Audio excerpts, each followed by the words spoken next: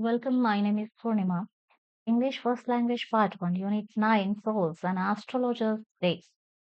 9 Standard 2024-2025 Karnataka State Board Syllabus Part 1. The author of this lesson is R.K. Narayan. Warm-up activity. Stars repel, they do not compel. That's a fascinating phrase. It suggests that while celestial bodies like stars have an influence, they do not dictate our action. This can be interpreted in a couple of ways. Astrological perspective. In astrology, stars and planets are believed to have an influence on our lives and personalities. However, this phrase implies that they do not control our destiny. We have the power to make our own choices and decisions regardless of the cosmic forces. Philosophical perspective. From a broader philosophical viewpoint, this could mean that external forces symbolized by stars may influence us, but ultimately we are not compelled by them. We have free will and autonomy over our actions and lives. Man is the maker of his own destiny. This phrase encapsulates the belief in self determination and personal responsibility. It suggests that individuals have the power and agency to shape their own future through their actions, decisions, and efforts. Here are a few key aspects to consider. Self reliance. It emphasizes the importance of relying on oneself and taking initiative to create the life one desires. Personal responsibilities. It implies that individuals are accountable for their own lives and successes and failures. External circumstances may play a role, but ultimately, we are in control. Empowerment. This view is empowering because it places the power to change and achieve in hands of the individual. It encourages a proactive approach to life. Optimism. It fosters a positive mindset, suggesting that regardless of the challenges, one can overcome them and achieve their goals. This perspective can be very motivating and can inspire people to take charge of their lives and strive for their dreams. This aligns well with the idea that while external factors can influence us, we are not compelled by them. Instead, we have the ability to forge our own paths. Discuss in groups the significance of the above sayings. It's already done there. Note if life brings about changes that are good, changes that test us, or changes that leave us broken, life surprises us with unexpected changes. 1. Punctually at midday, he opened his bag and spread out his professional equipment, which consisted of a dozen cowrie shells and a square piece of cloth with the obscure mystic chart on it, a notebook, and a bundle of Palmyra writing. His forehead was resplendent with scarred ash and vermilion, and his eyes sparkled with a sharp, abnormal gleam, which was really an outcome of the continual searching look for the customer, but which his simple clients took to be a prophetic light and felt comforted. The power of his eyes was considerably enhanced by their position and placed as they were between the painted forehead and the dark whisker, which screamed down his cheek. Even a half-wit's eye would sparkle in such a setting. To crown the effect, he wore a saffron-colored turban round his head. This color scheme never failed. People were attracted to him as bees are attracted to cosmos or dahlia stalks.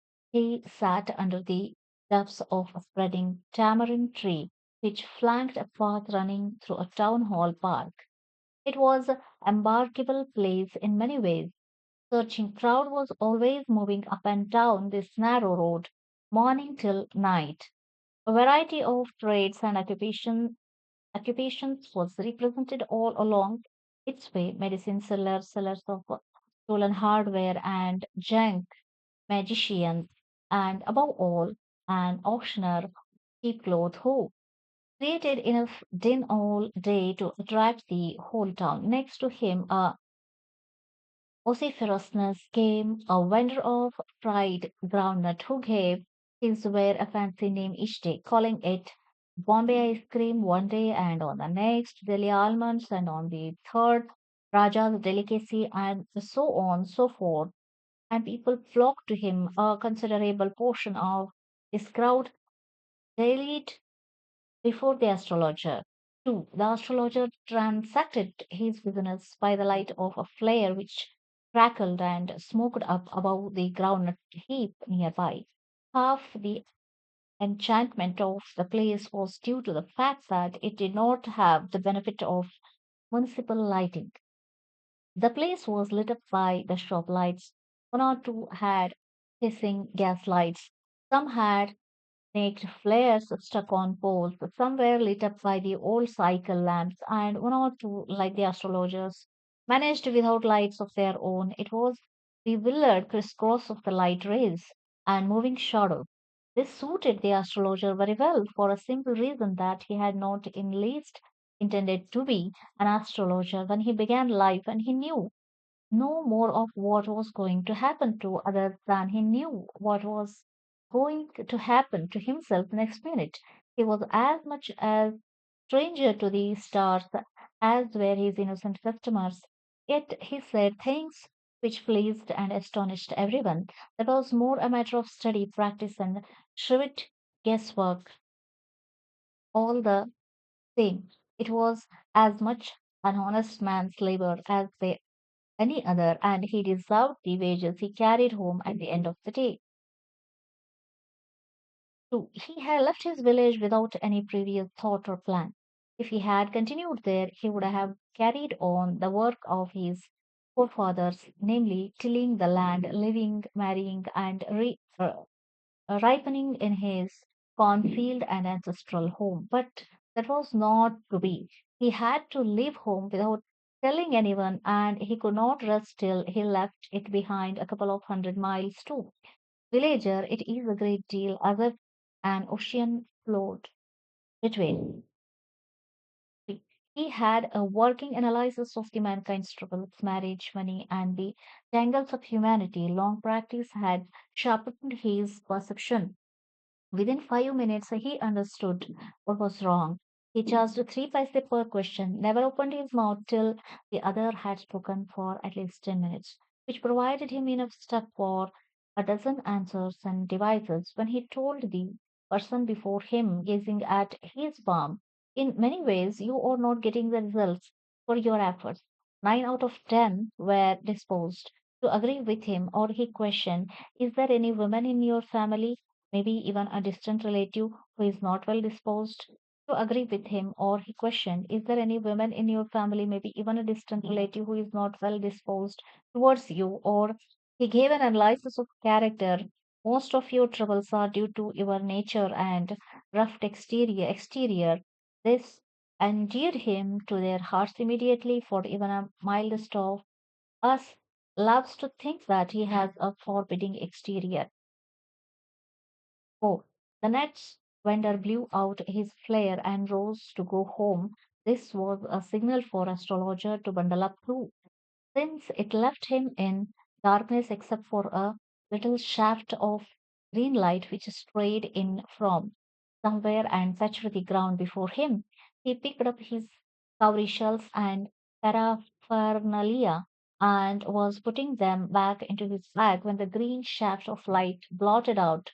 He looked up and saw a man standing before him. He sensed a possible client and said, you look so careworn. It will do you good to sit down for a while and chat with me. The other grumbled some reply vaguely. Astrologer pressed his invitation, whereupon the other thrust his palm under his nose, saying, you call yourself an astrologer. The astrologer felt challenged and said, tilting the other's palms towards the green shaft of the light, yours is a nature. Oh, stop that. The other said, tell me something worthwhile. Why? Our friend felt piqued. I charge only 3 paise per question, and what you get out to be good enough for your money. At this, the other withdrew his arm, took out an anna and flung it out to him, saying, I have some questions to ask. If I prove you are bluffing, you must return the anna to me with interest. 6. If you find any answer satisfactory, will you give me the 5 rupees? 7. No. 8. Or will you give me 8 annas? 9. All right, provided you give me twice as much if you are wrong, said the astrologer. Said the stranger. This fact was accepted after a little further argument. The astrologer sent up prayer to heaven as the other lit a tarot. The astrologer caught a glimpse of his face by the matchlight. There was a pause as cars hooted on the road. Jet car drivers swore at their horses, and the babble of the crowd agitated the semi darkness of the park. The other sat down, sucking his cheroot, puffing out, and sat there ruthlessly. The astrologer felt very uncomfortable. Here, take your Anna back. I'm not used to such challenges. It is late for me today. He made preparations to bundle up. The other held his wrist and said, You can't get out of it now. You dragged me in while I was fasting. The astrologer shivered in his grip, and his voice shook and became faint. Leave me today. I will speak to you tomorrow. The other thrust his palm in his face and said, Challenge is a challenge. Go on. The astrologer proceeded with his throat drying up. There is a woman. Then stop, said the other. I don't want all that. Shall I succeed in my present search or not? Answer this and go. Otherwise, I will not let you go till you disgorge all your coins. The astrologer muttered a few incantations and replied, All right, I will speak, but will you give me a rupee if what I say is convincing? Otherwise, I will not open my mouth, and you may do what you like. After a good deal of haggling, the other agreed. The astrologer said, You are left for dead. Am I right? 11. Tell me more. 12. A knife has passed through you once, said the astrologer. 13. Good fellow. He bared his chest to show the scar. What else? 14. And then you were pushed into a well nearby in the field. You were left for dead. 15. I should have been dead if some passerby had not chanced to peep into the well, exclaimed the other, overwhelmed by enthusiasm. When shall I get at home? Get at him? He asked, challenging his fist. 16th. In the next word, answered the astrologer, he died 4 months ago in the far off town. You will never see any more of him. The other groaned on hearing it. The astrologer proceeded. 17. Guru Nayak. 18. You know my name. Other said, taken aback. 19. As I know all other things. Guru Nayak, listen carefully to what I have to say. Your village is 2 days' journey due north of this town. Take the next train and be gone. I see once again great danger to your life if you go from home. He took out a pinch of sacred ash and held it to him. Rub it on his forehead and go home. Never travel southwards again, and you will live to be 100.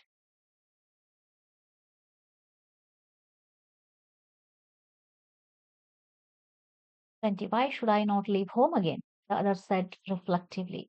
I was only going away now and then to look for him and to choke out his life if I met him. He shook his head regretfully. He has escaped my hands. I hope at least he died as he deserved. Yes, said the astrologer. He was crushed under a lorry. The other looked gratified to hear it.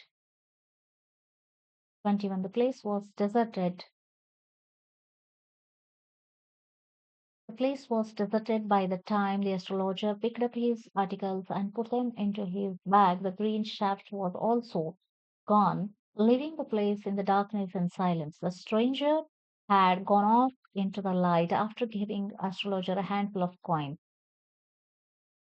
22. It was nearly midnight when the astrologer reached home. His wife was waiting for him at the door and demanded an explanation. He flung the coins at her and said, "Count them. One man gave all that. 23, 12 and a half annas." She said, counting. She was overjoyed. "I can buy some jaggery and coconut tomorrow. The child has been asking for sweets for so many days now. I will prepare some nice stuff for her. The swine has cheated me. He promised me a rupee," said the astrologer. She looked up at him. "You look worried. What is wrong?" 24. Nothing. 25th. After dinner, sitting on a pile, he told her, "Do you know, a great load is gone from me today. I thought I had a blood of a man on my hands all these years. That was the reason why I ran away from home, settled here, and married you. He is alive." 26. She gasped. "You try to kill?" 27. "Yes, in our village, when I was a silly youngster, we drank, gambled, and quarreled badly one day. Why think of it now?" "Time to sleep," he said, yawning, and stretched himself on the payol. Please like, share, subscribe, and save the playlist. Thank you very much. Bye bye.